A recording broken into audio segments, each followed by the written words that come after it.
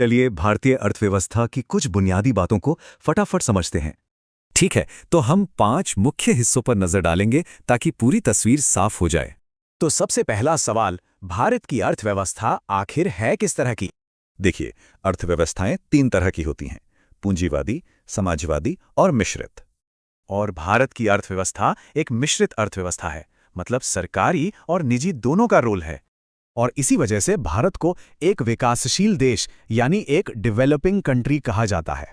चलिए अब ये देखते हैं कि हमारी अर्थव्यवस्था किन हिस्सों में बटी हुई है।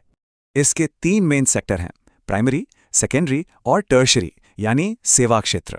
और जैसा कि देख सकते हैं, सबसे ज्यादा योगदान सर्विस सेक्टर यानी टर्शरी सेक्टर का है।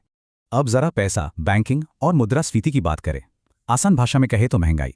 और एक और मुश्किल हालत होती है स्टैगफ्लेशन, जहां महंगाई और बेरोजगारी दोनों ज्यादा होती हैं।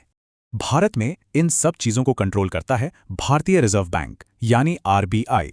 ये कुछ जरूरी तारीखें हैं जिन्होंने भारत के आज के बैंकिंग सिस्टम की नींव रखी।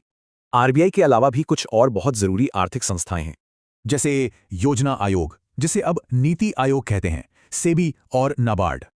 और अब बात करते हैं अर्थव्यवस्था की एक बड़ी चुनौती की, जो है बेरोजगारी।